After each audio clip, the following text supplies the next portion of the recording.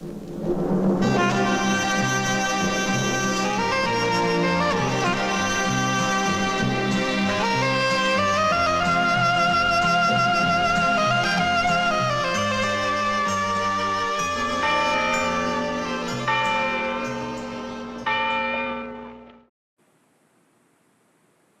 and welcome to Spaghetti Westerns podcast. I'm Tom Betts, your host. This is the end of season 6, episode 8, number 121. Got a little bit different show for you today.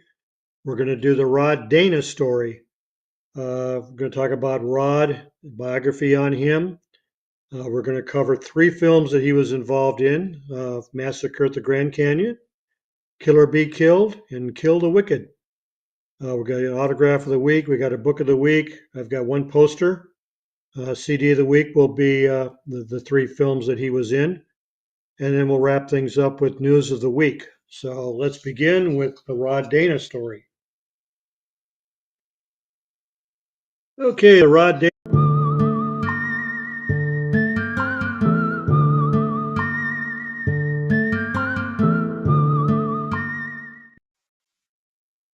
Okay, Rod Dana, spelled Roddana. He was born Roger Neil Frank, Frankke, in Vernal, Utah on August 8, 1934. He is the son of Dr. Jacob Marion Frank, was born in 1877, died in 1963, and Margaret June Neal was born in 1907. She died in 96. He has a brother, Eugene Arthur Frank, and twin brothers, Ronald, born in 37, died in 64 and 2020, and a sister, Sandra Frank, born in 1945. He became fascinated with theater arts in high school and became a singer and acted in school plays. After high school, he went to New York for a year on Broadway and in LA doing Shakespeare at the Pasadena Playhouse. Roger attended Wasatch Academy and pre-med at UCLA before starting his career, much like Robert Woods, as a runway and photographic model in the late 1950s.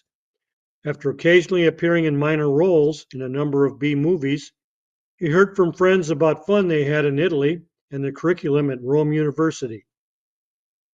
So he took a job making a commercial in Holland and Belgium.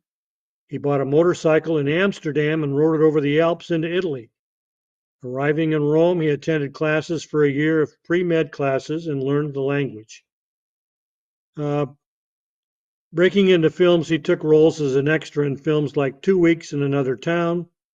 One night, he ran into an old friend, James Gregory, who invited him to Cinecittà to meet the casting director, and was cast in a small role in Cleopatra, where he carries Liz Taylor and drops her at the feet of Caesar. He was hired as part of Caesar's entourage. He earned enough money to return to the university, but decided he had enough of Italian medicine. From there, he decided to pursue a singing career, which started in summer stock work in California. Around that time, he also started scoring the leads in some really bad Italian westerns and spy films. He says, I got into this end of things through actress Janine Reynaud. I had just dubbed her husband, French actor Michel Lemoyne, in an Italian science fiction epic, probably Antonio Margheriti's Wild Wild Planet or War of the Planets in 1965. Janine and I had met at a party, and she insisted I go with her to meet her agent.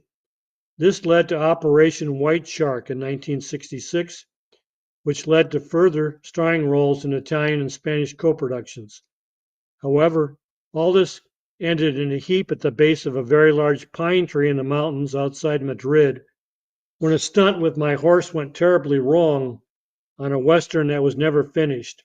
I smashed into said tree, breaking my neck.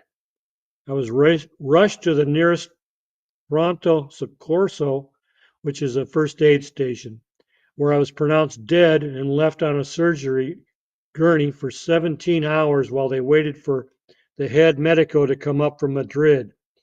It was Easter Sunday, after all, to make a decision on what to do with the dead American actor. You will have to read chapter 4 of his book to know the rest. He says, I had always been a singer, and now that I was in the Verdi heartland, I just couldn't resist. After singing around here and there, I met a teacher who thought that because of my high baritone tessitura, he would take me to his teacher in Germany and make me a held a tenor. There are the guys who can stand on the stage for 4 hours and reach all the high notes that Wagner wrote and still be heard over the massive orchestration that kills most lyric baritones and even some tenors. I gained 60 pounds, did a lot of Wagner, a couple of Othellos, and for a time did remarkably well. I sang in Germany under the alias Christian Frank. Then one night I blew my voice completely out. The following week in Milan, I was diagnosed with a kind of debilitating arthritis that affects the cricoid cartilage in the larynx, and that was the end of his Wagnerian tenor. Around that time, Rod also started dubbing films, and in 1966 he was one of the highest paid dubbers in Europe.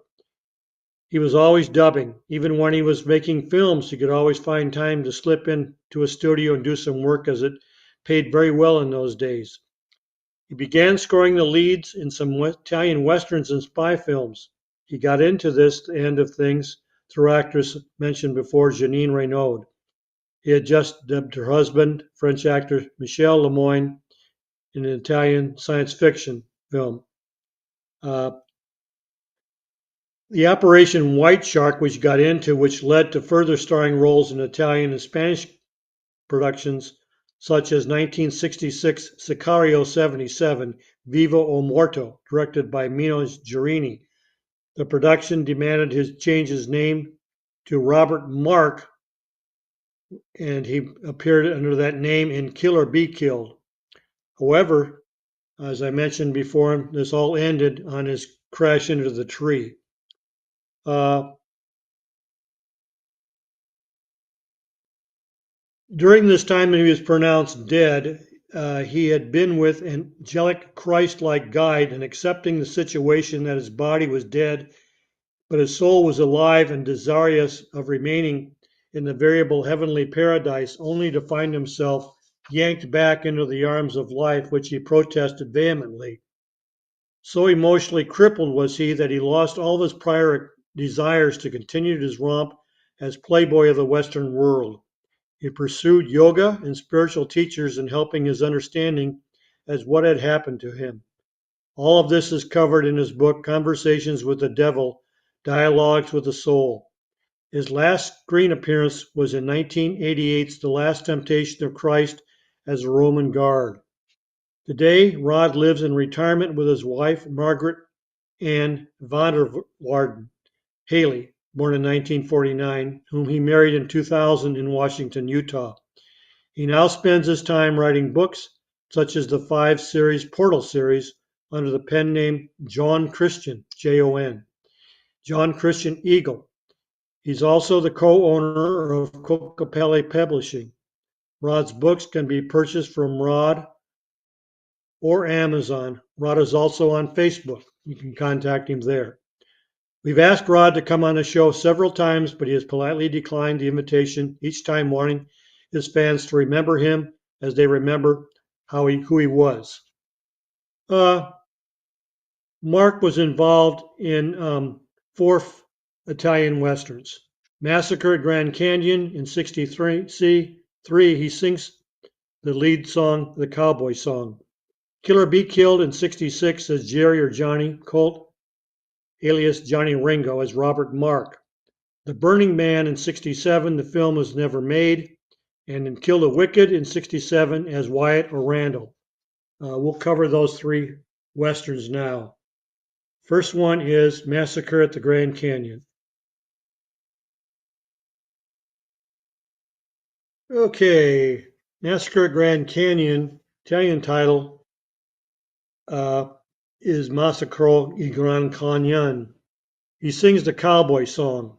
In 1963, an old friend from Hollywood days ran into Rod and said she heard that he was singing and would he like to audition for the title song in James Mitchum's new Western.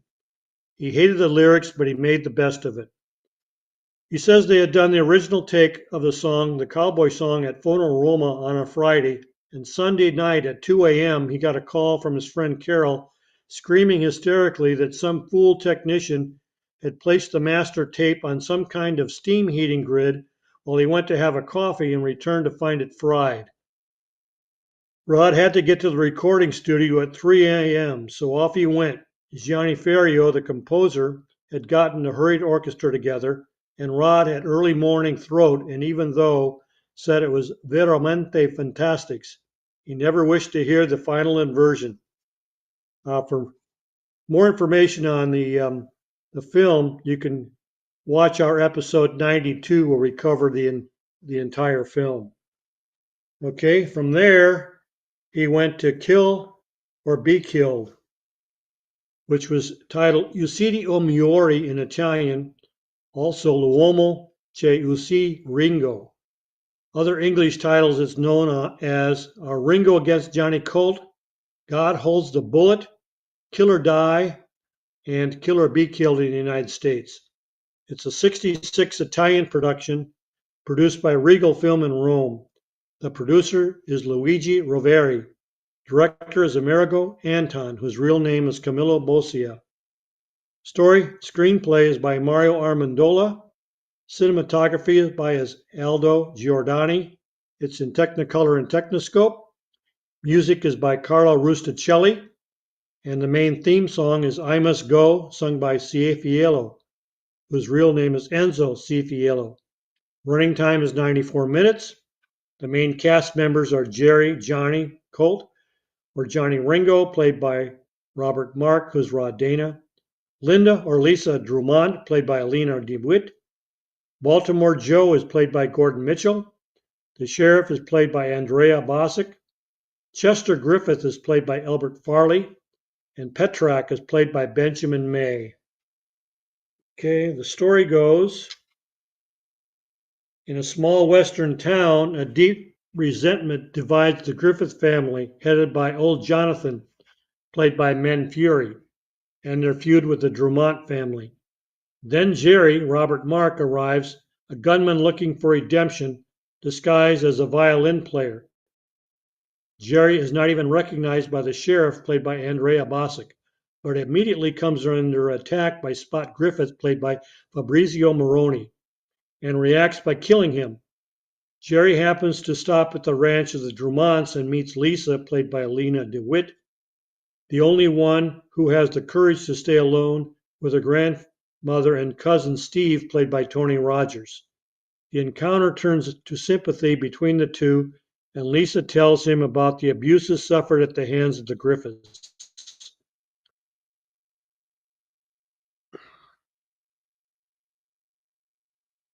Meanwhile, Jonathan decides to take revenge after a hired gunman, Baltimore Joe, played by Gordon Mitchell, tries to kill Jerry but fails. Chester, the eldest Griffith's son, played by Albert Farley, convinces Lisa to marry him and then manages to severely injure Jerry in an ambush. Jerry, however, is saved and hidden by old Petrak, played by Benjamin May, and helped by the sheriff, who now has evidence against Griffith. Thought to be dead, Jerry intervenes in the course of the marriage between Chester and Lisa and manages to kill all the Griffiths and their henchmen. In the end, it's revealed that Jerry is actually the legendary gunman Ringo, Johnny Ringo. Okay, let's get into some actor bios here after I do the talking points. When we see the coffin of a dead man riddled with bullets during the funeral procession, we know that we are in for one hell of a Western. A new gimmick appears as a gunman arrives in town disguising himself as a traveling musician.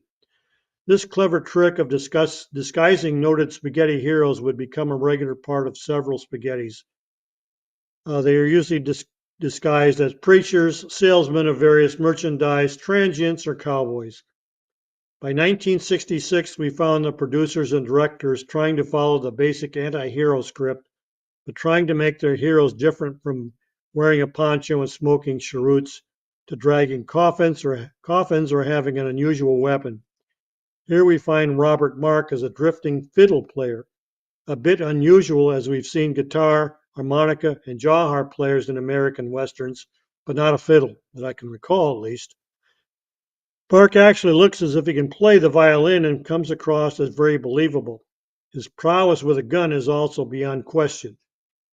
Do we see a similar plot in many spaghetti westerns where the drifter takes sympathy and either infatuation or love with a beautiful woman and her family, or usually being forced to sell their ranch or driven off their property? I think so. Tonio Boccia's and Gordon Mitchell's first western is a combination of classic and modern influences. A Ringo on the run, much like Gregory Peck in The Gunfighter. The hero is called Jerry, but with his poncho and stubble beard, he looks more like the man with no name. He's beaten up but saved and hidden by an old timer. Then he takes his revenge and intervenes in an unwanted wedding by the bride, aka the return of Ringo, and then kills the villains and saves the town. The question arises, did Mark's violin playing hero influence Leone's harmonica character in Once Upon a Time in the West? This is available in the US on the Wild East. It contains both of Robert Mark's westerns, and it's available also in Germany on DVD. For active profiles, we have Baltimore Joe, played by Gordon Mitchell, whose real name is Charles Pendleton. Charles Allen Pendleton was born on July 29, 1923 in Denver, Colorado. He died from a heart attack on September 20th in 2003 in Marina del Rey, California. He was 80. Gordon appeared in 38 spaghetti westerns. We covered him in his own special episode, number 99. Then we have Linda or Lisa Drumont, played by Alina DeWitt. Alina DeWitt appeared in 8 films from 66 to 70, including Hatchet for the Honeymoon, her last film, but I can find absolutely no information or biographical info on her at all, whether she's still alive or not, or if Alina DeWitt was an alias. The sheriff is played by Andrea Bosic. He was born Ignacio Andrzej Bojic on July 15, 1919, in Gomilsko, Maribor, Yugoslavia. He was a theater, radio, TV, and film actor. He made his film debut in 1951 in the film Amo un Assassino. He'd go on to appear in over 65 films and TV appearances. He appeared in 13 spaghetti westerns, including probably his best remembered appearance by spaghetti westerns fans as Abel Murray in 1967's Day of Anger with Lee Van Cleef and Giuliano Gemma. Bosic died on January 8, 2012 in Bologna, Emilia-Romagna, Italy at the age of 92. Next we have Chester Griffith, who was played by Albert Farley. Alberto Quaglini was born in Palomara Sabina, Lazio, Italy on June 3, 1926. As Albert Farnese, he appeared in nearly 100 films and TV appearances between 1951 and 1993. He made 10 spaghetti westerns and is probably best remembered for his final 2 as the governor in 1985's White Apache with Sebastian Harrison and as Colonel Connor in 1986 Scalps. Then we have Petrock, played by Benjamin May. Ben May is an alias for Beniamino Maggio. He's one of the Maggio family of actors. He was born in Naples, Campania, Italy on August 6, 1907. He was son of actor Domenico Maggio, who was born in 1879 and died in 1943, and singer Antoinetta Gravante, born in 1880. She died in 1940. He's brother of actors Icario Maggio, Vincenzo Enzo Maggio, born in 1902 and who died in 1978, Rosalia Maggio, born in 1907, died in 1995, Dante Maggio, born in 1909, died in 1992, Pupella Maggio, whose real name is Justina Maria Maggio, born in 1910, she died in 1999, and Margherita Maggio, born in 27, died in 1980. He appeared in over 40 films and TV appearances from 47 to 1985, but this is his only spaghetti western. Then we have Jonathan Griffith, played by Men Fury. One of the great names in spaghetti westerns, Men Fury, was really Furio Menacani. excuse me, born in Rome on February 22nd, 1924. He was the brother of producer Nello Menacani, born in 1911, died in 2002, and actor Mario Menacani, born in 1912, he died in 1984, and makeup artist Alfio Menacani, born in 1924, who is apparently still living. Furio was a film and TV and voice actor and worked in 38 spaghetti westerns, including some of the best of the genre, including Duck You Sucker, God Said to Cain, Django the Bastard, Kill Them All Back and Come Back Alone, and Gatling Gun. Sadly, he died at the early age of 57 in Rome on December 12, 1981. We covered him thoroughly in episode 34. Last but not least is Spot Griffith, played by Fabrizio Moroni. Fabrizio Moroni was born in Florence, Tuscany, Italy on March 16, 1943. He appeared in 26 films and TV appearances between 1963 and 1996. His only other spaghetti western appearance was as the young troublemaker Fidel in 1968's The Longest Hunt, billed as Fred Monroe with Brian Kelly. Moroni died on August 6, 2006 at the age of 63. Okay, Rod's other spaghetti western was Kill the Wicked. This was an Italian-Spanish co-production in 1967. The Italian title is Dio non paga il sabato, and also I Desperados. The Spanish title is El Preso del Oro. Other English titles are God Doesn't Pay on Saturday and Kill the Wickeds. So I was so glad when uh, our friends at Wild East to put this out as Kill the Wicked, so I could change that stupid name of Wickeds. It's a 1967 Italian-Spanish co-production. Like I said, producers are Marcello Luchetti, Zelico Cunquera, and Eduardo Manzanos. The director is Amerigo Anton, who's really Camilo Bozia. Storio is by Amerigo Anton. Screenplay is by Mike Ashley, who's really Emino Pontaroli. Cinematography is by Giuseppe Acquari. It's an Eastman color and total scope. Music is by A.F. Lavagnito. That's Angelo Francesco Lavagnino. And there's a main theme song, The Price of Gold, sung by Roberto Matano. Running time on this one is 92 minutes.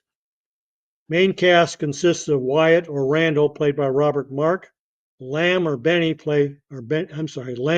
Hudson, or Hudsek, played by Larry Ward, Braddock, played by Men Fury, Shelley, Maria Silva, Judy or Mary Masterson, played by Daniela Igliosi. Okay, story goes, the criminal Braddock, played by Furio Menaconi, is about to be hanged, but he is saved by a gang led by two of his lieutenants, the charming but lethal Randall, played by Robert Mark, and the sadistic psychopath Lagland, played by Max Dean. After Braddock is saved, all the other gang members are killed, and the threesome plan a stagecoach robbery with the help of Braddock's girlfriend Shelley, played by Maria Silva. During the robbery, Randall is wounded, but Braddock wants to move on and leaves him for dead. Because he is afraid that Shelley is attracted to the younger man, Braddock, Lagland, and Shelley take shelter in a ghost town, waiting for the right moment to cross the border. Then a drifter, Benny Hudson, played by Larry Ward, and a woman named Mary, Danielle Igliosi, who Hudson has found stranded in the desert, appear only to face beating and torment from the bandits. When Benny gets his hands on a gun and the recovered Mark shows up, the three-way fight for the money explodes. The Italian title, Dio non paga il sabato, translates into one of those English titles, God Doesn't Pay on Saturday. I always wondered what that meant. It's an Italian saying, and it refers to the old custom of paying workers wages on Saturday night. The idea behind it is that God is not committed to an earthly habit, but will sooner or later pass his judgment on all mortal souls. The ghost town in the movie can be interpreted as the Catholic limbo, the flames of the final scene representing hell's fire. The film was redone and released as the dreaded Modulo. Let me tell you why I hate Modulo. First of all, it's nothing but sadism. The beatings take center stage on this. The other one is the ridiculous scene of one of the outlaws being killed by a boomerang. He stands there and watches the boomerang leave Lou Castell's hand travel through the air and hit him in the head. Then Lou throws another boomerang. Instead of this idiot moving 2 feet to the left or right, he stands there and watches it come around, hit him again, and kill him. That's absolutely ridiculous. Anyways, I couldn't take much more of this one. And when I finally saw Kill the Wickeds, it's the same movie. It's just done with much better. The sadism doesn't take center stage. The story does, and the actors are much better. The Rod was seen early in the film, but left behind and shows up later to exact his personal revenge on the so-called friends. Rod says it was one of the silliest films ever made, but he had a ball making it in Rome and Madrid. He had a lot of films in Madrid, and the crew and people on the film were fun to work and play with. The director, Tonio Boscia, was a prima donna, but a great director. Funny and a delight to be around until you heard the story or joke for the 20th time. Larry Ward was a good friend, and later they spent time together in the late 1970s, shortly before his untimely death. His wife was a longtime yoga student and friend. When they dubbed the film, he was in San Francisco doing My Fair Lady and was very unhappy upon his return to hear who they had hired to dub him. He liked the dubber personally, but always disliked his voice and thought him to be a poor actor. This is available on DVD in German, Italy, and as I showed you, in USA. Okay, actor's profile. I'll be getting a little bit longer one here with Larry Ward. He played Lamb, Benny Hudson, or Hudsek. Larry McCormick Ward was born on October 3rd, 1925 in Columbus, Ohio. His father was a former college football coach and a member of the Ohio State Senate. Ward studied at a number of universities before joining the United States Navy, where he served for 3 years. Enrolling in the American Theater Wing under the GI Bill of Rights, Ward soon appeared in several outstanding productions. He turned his talents to writing, but also kept his hand in the acting profession by appearing in a television soap opera titled The Brighter Day in 1954. Larry got his break in 1962 while he was visiting the Warner Brothers studio to discuss a film script with producer Jules Shermer, who was so impressed with his appearance that he gave him a minor part as Blake Stevens in an episode of The Holdout of the Western series Lawman, starring John Russell and Peter Brown.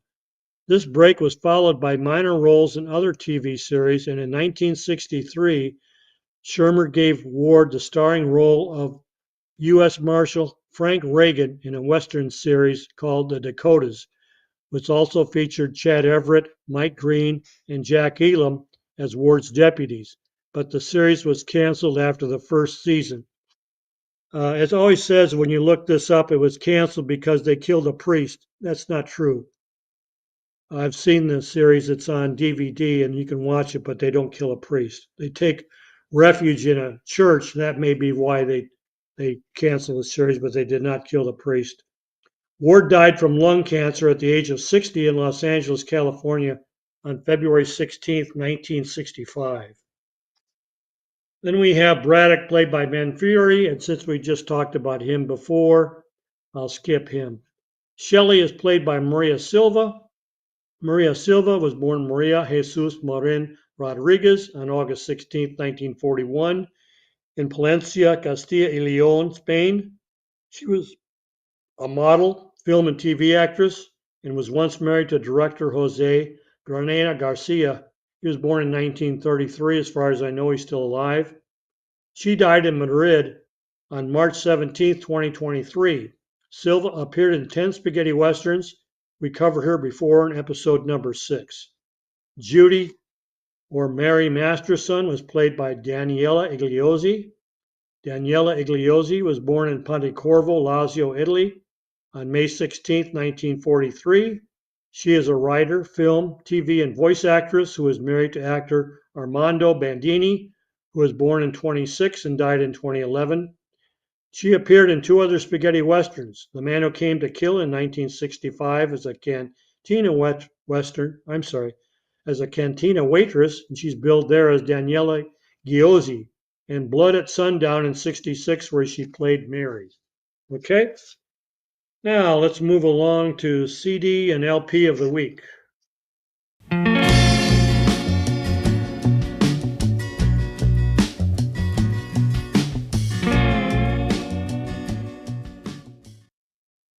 Okay, quickly we'll cover the film that Rod sang the main theme in. That was released on an LP under Massacro al Grande Canyon in Italy in 1964. It came out on CAM on number CMS 30.097. It has 12 tracks of music and a listening time of 27 minutes and 13 seconds. It does contain the local vocal Cowboy, which was sung by Rod, but they tell you that his name is Road Dana, R-O-A-D. It's valued at $22. Then in 2008, it was re-released on CD on GDM under the the number CD Club 7053. Has 24 tracks of music with a listening time of 51 minutes and 18 seconds. It contains 4 vocal versions of Cowboy. Again, he's credited as Road Dana. This is worth $17. Then we have Yosidi Omiori CD, Kill or Be Killed, came out in 66.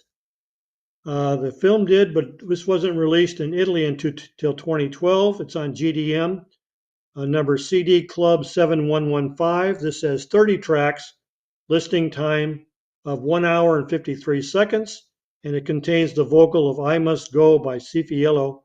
It's valued at $18. And then we have Dio non paga il sabato. Kill the Wicked is by composer Angelo Francesco Lavagnino. This was released in 2010 in Italy under the GDM label, number GDM 4131. Has 15 tracks, listening time of 37 minutes, and it contains The Price of Gold vocal by Roberto Latano. It has a value of $28. Okay, let's see. Let's get into real quick. I'll show you the CDs, what they look like. There's Massacre at Grand Canyon, Kill or Be Killed, and Kill the Wicked.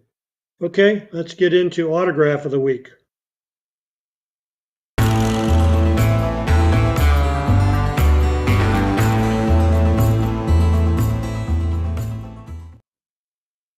Okay, Autograph of the Week is actually a lobby card, and you can see he signed it down there at the bottom, and it says, Ciao amigo, Tommaso, all the best to you always. It's signed Robert Mark. On the back he says, oh, that really hurts, cough, ugh, because that's not him on the top. That's him getting beat up on the bottom, and then they put him in here on the corner. Okay, let's get into Book of the Week.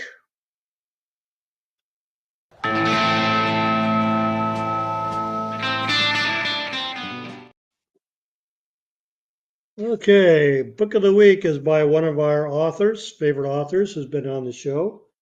Aim for the Heart, The Films of Clint Eastwood by Howard Hughes.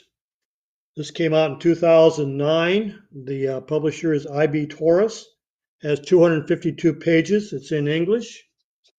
And it does have, let's see if I can view this up here for you. It does have pictures scattered throughout the book, and it's a great read. Covers all of Clint Eastwood's films, and it's highly recommended. You can get that on Amazon. Okay, how about Poster of the Week? Poster Vault?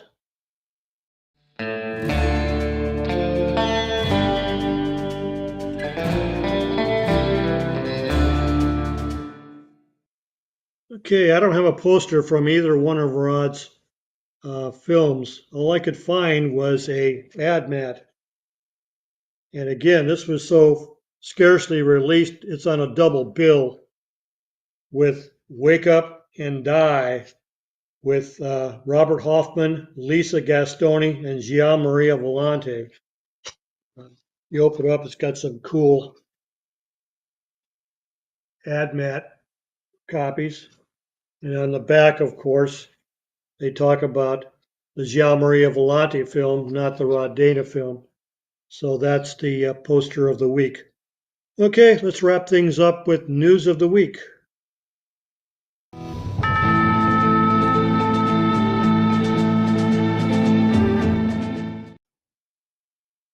Okay, I saw this just the other day. I wanted to let everybody know it's one of my favorite actresses. Tantu Cardinal being inducted into Canada's Walk of Fame. Tantu Cardinal is an award-winning actress of Indigenous descent whose recent feature, Martin Scorsese's newest project, Killers of the Flower Moon, has recently premiered.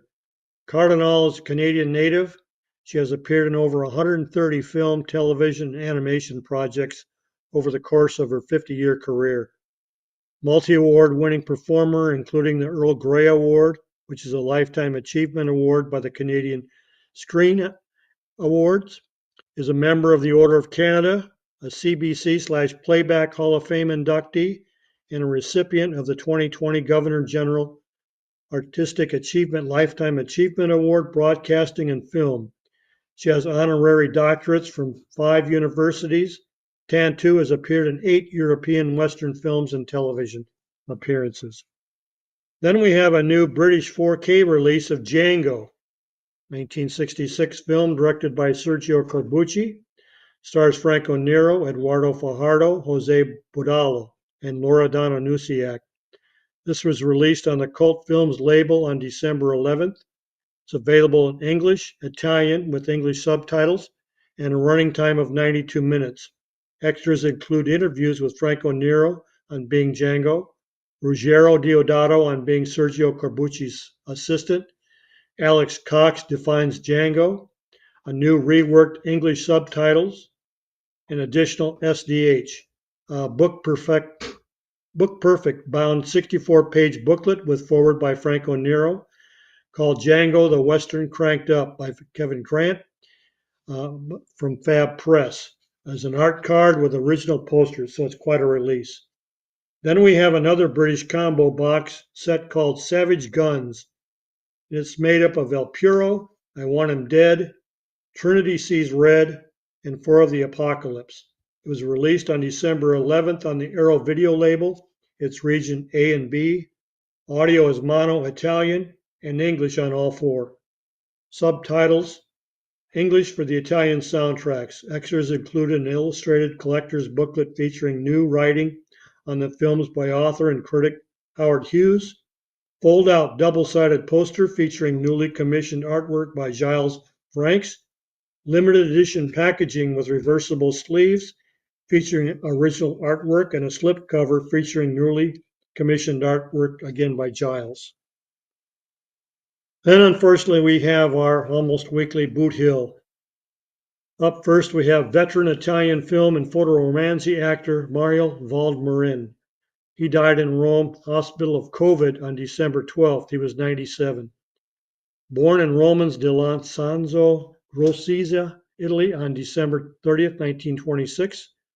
Mario Valdemarin, endowed with a beautiful presence and charm, had begun his career in the early 1950s as an interpreter of photo novels, which they call fotonovellos.